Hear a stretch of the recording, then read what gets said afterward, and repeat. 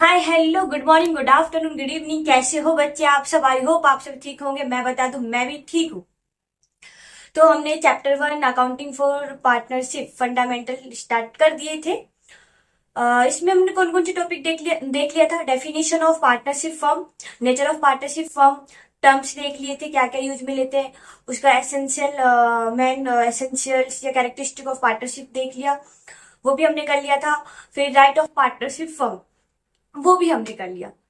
आज हम करने वाले हैं पार्टनरशिप डीड। जब राइट ऑफ पार्टनरशिप कर रहे थे उससे पहले भी कैरेक्टरिस्टिक किए तो उसमें पार्टनरशिप डीड बार बार आ रहा था। अब ये होता क्या है, देखो बच्चे, एग्रीमेंट बनाना पार्टनरशिप के लिए इंपॉर्टेंट था, चाहे वो ऑरल हो चाहे रिटर्न हो।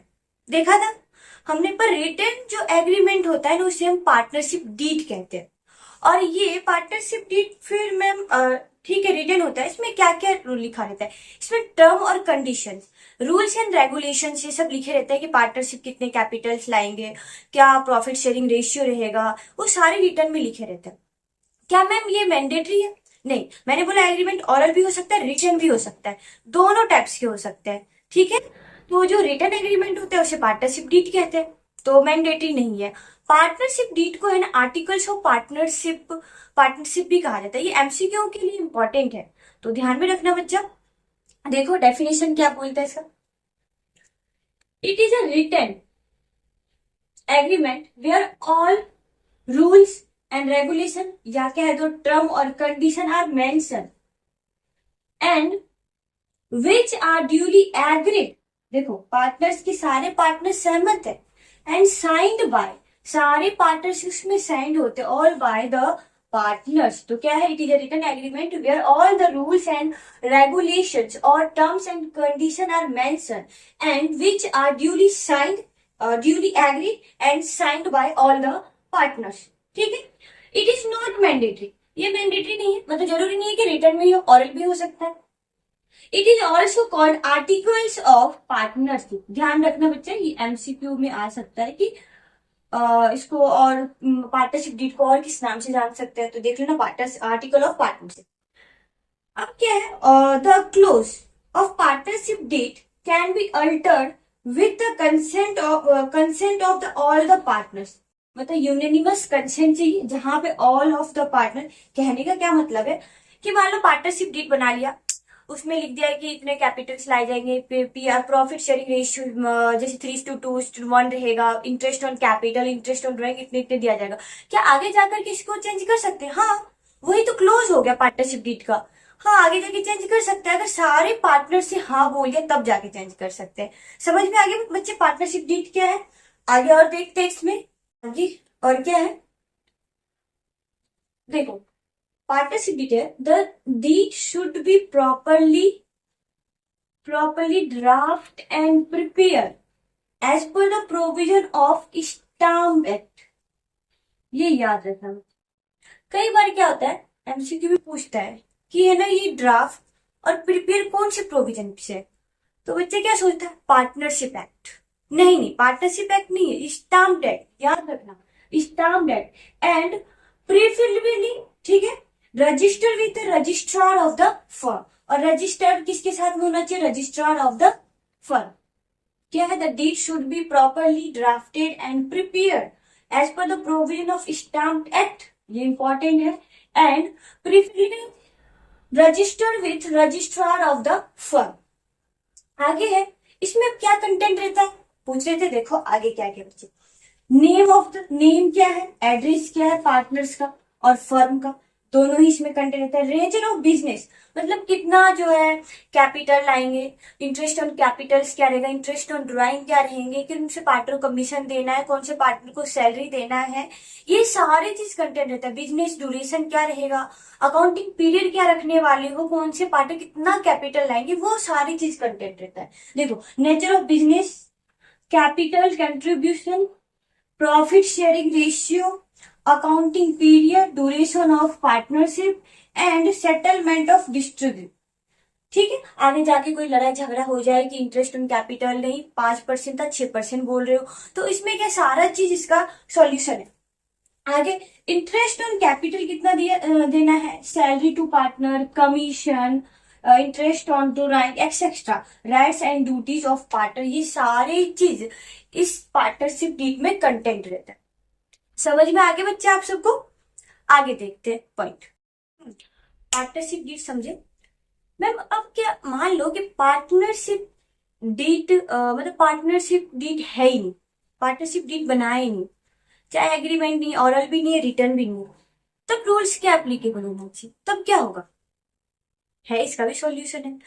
वहां पे जब पार्टनरशिप डीड नहीं बना हुआ है, ये एब्सेंस है, तो वहां पे प्रोविजन पार्टनरशिप एक्ट 1932 एप्लीकेबल हो जाता है। उसमें वो क्या कहते हैं पार्टनरशिप एक्ट 1932? देखो ये ना इंपॉर्टेंट है आप सबके लिए, याद रखना। ये क्या है? जो आप आगे जितने भी चैप्टर करने वाले हो ना इस पार्टनरशिप का, बहुत इंपॉर्टेंट है उसके लिए। ये तो पूरा चैप्टर ही इंपॉर्टेंट फंडामेंटल है, यही समझोगे तभी तो जाके आगे चैप्टर आप अच्छे से कर पाओगे। तो ये इंपॉर्टेंट पॉइंट है आप सबके लिए। Rules applicable in the absence of partnership deed, ठीक है। Partnership act 1932 provision are applicable. पहला, profit and loss are share equally. Profit और लॉस जो होगा ना वो इक्वली शेयर किया जाएगा। No interest is to be allowed on capital, कोई भी इंटरेस्ट नहीं दिया जाएगा पार्टनर इंटरेस्ट ऑन कैपिटल्स पे, सॉरी कैपिटल्स पर। Interest is to be no interest is to be charge on drawing. समझ में आ रहा है? प्रॉफिट लॉस इक्वली बांटे जाएंगे, ना तो इंटरेस्ट दिया जाएगा इंटरेस्ट ऑन कैपिटल्स, न ही इंटरेस्ट ऑन ड्राइंग पे चार्ज किया जाएगा। नो, देखो बच्चे no, no party is entitled to any salary or commission for taking part in the running of the business of firms। सीधा अगर कोई पार्टनर्स वर्क भी कर रहा है ना, बिजनेस भी कर रहा है, काम कर रहा है, वहां पे कितना ही टाइम क्यों नहीं दे रहा है, तो भी किसी भी पार्टनर को सैलरी कमीशन ये सब प्रोवाइड नहीं किए जाएंगे। आगे, अ पार्टी इज एंटायर, ये सिंपल लिए, हाँ ये sorry, a partner is entitled to interest 6% at the interest at the rate 6% per annum on the loan given by him to the firm। ये भी इंपॉर्टेंट है। ये तो मैंने आपको राइट ऑफ पार्टनर्स में भी समझा दिया था और ये इंपॉर्टेंट है इसमें भी।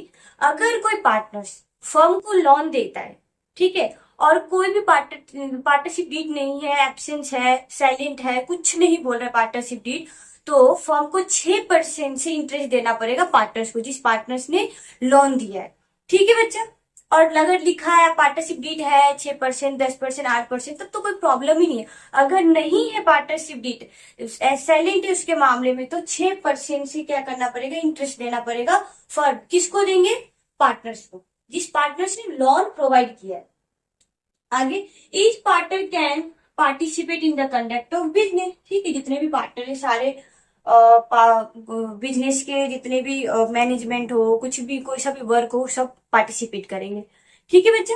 तो ये आपका पार्टनरशिप डीड हो गया। पार्टनरशिप डीड किसे कहते हैं, पार्टनरशिप डीड में क्या क्या कंटेंट रहते हैं, ये मैंने आपको बता दिया। अगर पार्टनरशिप डीड है ही नहीं बना हुआ, या साइलेंट है, या in absence of partnership deed, in absence of partnership deed में ये याद रखना बच्चा, पार्टनरशिप एक्ट 1932 प्रोविजन एप्लीकेबल हो जाता है। ठीक है, फिर से एक बार बताती हूँ कि profit and loss are to be share equally किया जाएंगे।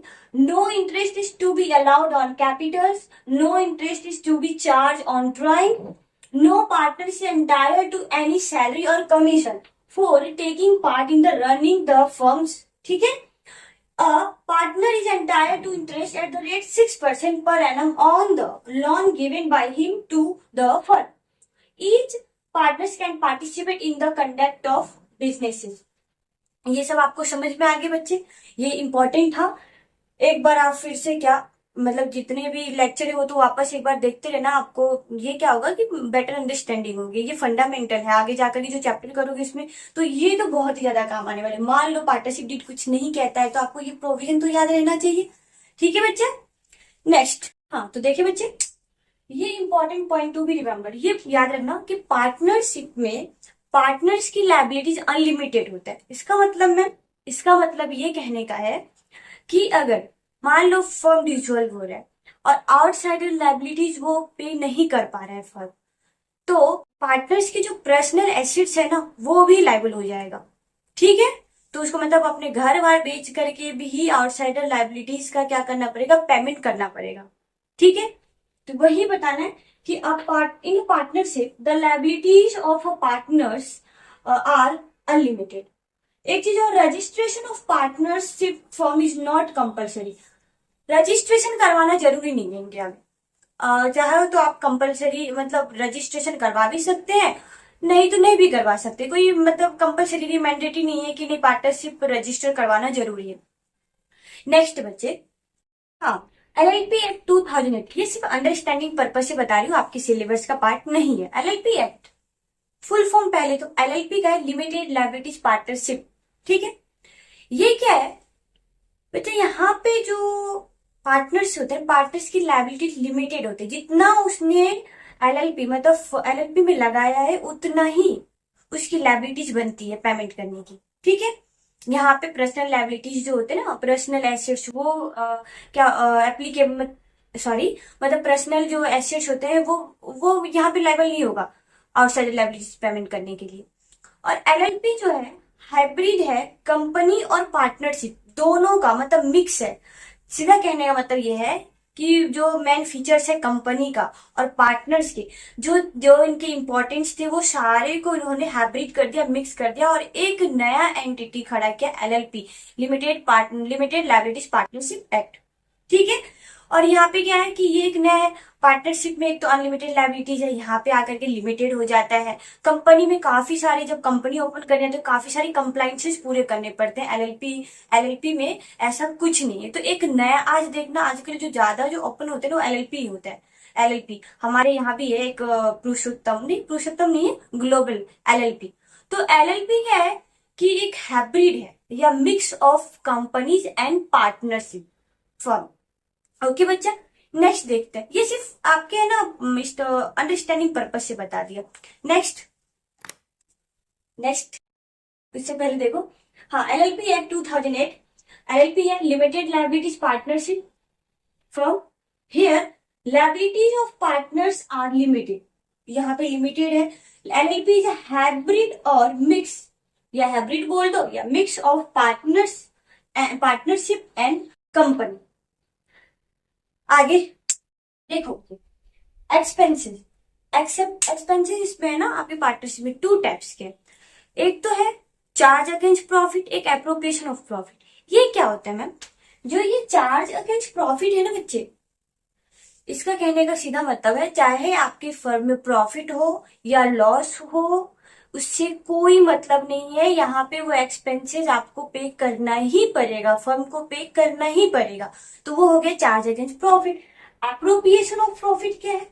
एप्रोप्रिएशन ऑफ प्रॉफिट है कि अगर फर्म को है ना प्रॉफिट हो रहा है ना, तभी जाकर के आप दे दो। जैसे कि एग्जांपल के लिए बताओ, जैसे इंटरेस्ट ऑन कैपिटल हो गया, सैलरी हो गया, कमीशन हो गया। अगर फर्म को प्रॉफिट होता है ना, तभी जाकर के वो है ना एप्रोप्रिएशन कर सकती है। तो appropriation of profit two types के, इन दोनों की डिफरेंट मैं करवाती हूँ आपको। हाँ तो बच्चे डिफरेंट देखते हैं, चार्ज अगेंस्ट प्रॉफिट और एप्रोप्रिएशन ऑफ प्रॉफिट, दोनों में क्या डिफरेंट है देखो। मैंडेटरी क्या है? Those expenses which are mandatory to pay irrespective of profit, चाहे प्रॉफिट या हो या लॉस, ये एक्सपेंसेस तो पे करना ही है। Those expenses which are not mandatory to pay, ये जरूरी है, लॉस हो रहा है तो जरूरी नहीं है पे करना। ओके बच्चा, एग्जाम्पल जैसे कि manager commission, rent pay to partner, interest on loan, ये क्या है? चार्ज अगेंस्ट प्रॉफिट है। प्रॉफिट है या लॉस तो भी पे करना ही पड़ेगा। सेकंड, इसमें देखो partner salary, partners commission, interest on Capitals, ये सब मैंडेटरी नहीं है। प्रॉफिट हुआ तो पे कर दो, ये फर्म के लिए खर्चा तो है, एक्सपेंसेस है ना, इंटरेस्ट ऑन कैपिटल पे करना, सैलरी पे करना, पार्टनर्स के लिए खर्चा है। बट जरूरी नहीं है कि लॉस हो तो भी पे करना है, प्रॉफिट हो रहा है तो ही पेमेंट करना है इसका। रिकॉर्डिंग कैसे कहाँ करेंगे मैम? ये इंपॉर्टेंट है, रिकॉर्डिंग देख लेना। Debit to profit and loss, जो चार्ज अगेंस्ट जो एक्सपेंसेस होगा जितने भी, वो डेबिट होगा प्रॉफिट एंड लॉस एक्सपेंसेस और लॉस अकाउंट में, और ये debit to PL appropriation account. Ma'am ये क्या होता है? ये तो सारे partners capital, partners accounting for partners firm पर होगे तो सब में है बच्चा। अभी ये आगे नेक्स्ट जो टॉपिक होगा ना, इसी अगले कल के क्लासेस में पीएल एप्रोप्रिएशन देखेंगे कि पीएल एप्रोप्रिएशन क्या होता है, वो क्या उसका फॉर्मेट क्या होता है, वो कैसे बनाते हैं, वो सारे देख लेंगे। तो debit to PL appropriation account, तो ये समझ में आ गया आपको different between charge against profit and appropriation of profit. Next, तो बच्चे देखते हैं डिसीजन। पार्टनरशिप फर्म में ना डिसीजन टू टाइप्स के होते हैं। देखो, एक तो होते हैं माइनर, मतलब जो माइनर डिसीजन होते हैं, छोटे मोटे डिसीजन होते हैं, जैसे कि कौन कौन से, fixing of selling price, purchase of goods, routine expenses, day to day management expenses, ये सारे माइनर डिसीजन है। ये लिए जाते हैं मेजोरिटी बेस पे। मेजोरिटी बेस पे जैसे 10 पार्टनर्स हैं, 8 अगर हाँ बोल देते हैं तो ये मेजोरिटी बेस पे लिए जाते हैं। ठीक है। एक डिसीजन होता है मेजोर डिसीजन, जहां पे ना 100% मतलब यूनियनिमस कंसेंट चाहिए, सारे ऑल पार्टनर, 10 पार्टनर तो 10 पार्टनर हाँ बोलेंगे तो ही वो डिसीजन लिए जाएंगे। ओके बच्चे, कौन कौन से, फॉर एग्जाम्पल देखिए, तो change in nature of business, business का ही मतलब आप नेचर चेंज कर रहे हो। एक हो गया एडमिशन ऑफ न्यू पार्टनर्स, नया पार्टनर्स आ रहे हैं, उसमें भी सारे पार्टनर्स के कंसेंट चाहिए। Change in profit sharing ratio, profit sharing ratio में चेंजेस कर रहे हो तो इसमें भी यूनानिमस कंसेंट चाहिए सारे पार्टनर्स का। तो डिसीजन कितने टाइप्स के हैं, फर्म से 2 टाइप्स के। एक तो माइनर डिसीजन जो मेजोरिटी बेस पे लिया जाता है, और एक मेजोर डिसीजन होते हैं, मेजोर डिसीजन जो कि ऑल पार्टनर्स, अगर यूनानिमस कंसेंट सारे पार्टनर्स को मिल जाता है तो ही क्या करेंगे, डिसीजन लेंगे। ये हो गया। नेक्स्ट बच्चे, तो देखते हैं बच्चे, ये पॉइंट इंपॉर्टेंट, ये क्या है मैम, इसको पढ़ने से पहले आपको एक एग्जांपल बताती हूँ, उससे समझना। ये ए है, ये बी और ये सी, ये तीनों मिलकर के फर्म चलाते। ठीक है बच्चे, बी ने क्या करा, फर्म में से 50,000 अमाउंट निकाल लिया, 50,000 अमाउंट विड्रॉ किया, निकाला, विड्रॉ नहीं, निकाल करके इसको इन्वेस्ट किया। इन्वेस्ट करने के बाद इसकी जो अर्निंग हुई वो हुई 1,20,000। ये अर्निंग, क्या मतलब, एबीसी 3 पार्टनर्स है, वो फर्म चलाते हैं। बी ने क्या करा, फर्म्स के पैसे निकाल के 50,000 इन्वेस्ट किया और 1,20,000 अर्निंग किया। तो अब फर्म को ये कितना पैसे देगा, 50,000 या 1,20,000 रिटर्न, 50,000 देगा, नहीं 50,000 नहीं देगा जितना इन्वेस्ट किया उस पर कितना प्रॉफिट अर्न किया। इसने क्या करा, 50,000 लगा करके 1,20,000 अर्न किया, तो ये क्या करेगा, ये फर्म को 1,20,000 अमाउंट देंगे, और ये जो 1,20,000 है ना, ये तीनों में डिस्ट्रीब्यूट हो जाएगा, ए बी सी, ये तीनों में ही डिस्ट्रीब्यूट होगा। क्योंकि यहाँ पे क्या करा, फर्म का पैसे यूज करके इन्होंने इन्वेस्ट किया, और उस पे जो प्रॉफिट कमाया क्या वो खुद ही रखेगा, नहीं, फर्म को देगा सारे के सारे प्रॉफिट, और वो तीनों ही प्रॉफिट ए बी सी तीनों ही पार्टनर्स में डिस्ट्रीब्यूट किए जाएंगे। मैम ये भी तो हो सकता है ना, आपका दिमाग में चलता होगा बच्चे, मैम ये भी तो हो सकता है कि लॉस भी तो हो सकता है इसको। हाँ, लॉस हो सकता है, चलो ये एग्जाम्पल करके भी बताती हूँ, दिखाती हूँ एग्जाम्पल आपको।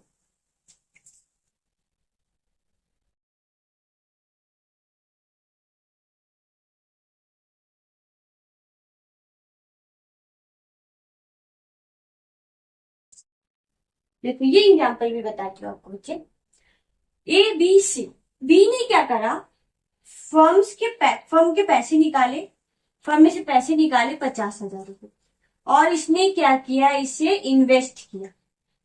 ठीक है, और इसको क्या हो गया, लॉस हो गया, 50,000 लगाए और 30,000 ही मिला, 20,000 का क्या हो गया, इसको लॉस हो गया। तो क्या ये फर्म को 30,000 रिटर्न देगा, नहीं, नो, 50,000 ही रिटर्न करना पड़ेगा फर्म को, 50,000 देना पड़ेगा फर्म को। अगर लॉस होता है तो जो पार्टनर्स ने इन्वेस्ट किया था वो खुद ही बॉर्न करेगा। यहाँ पे पार्टनरशिप फर्म नहीं करेगा लॉस बॉर्न। ठीक है बच्चे, देखो यही लाइन है यहाँ पे। If a partner derives any profit for him her self from any transaction of the firm or from use of the property or business connection of the firm or firm, she shall account of the profit and pay it to the firm। क्या बोला? अगर कोई भी partnership firm के source मतलब resource क्या होते हैं, कुछ भी प्रॉपर्टी, कोई भी प्रॉपर्टी या पैसे लेकर के वो इन्वेस्ट करता है, ठीक है, business connection of the firm, तो वो पार्टनर्स लायबल है सारे प्रॉफिट फर्म को देने के लिए।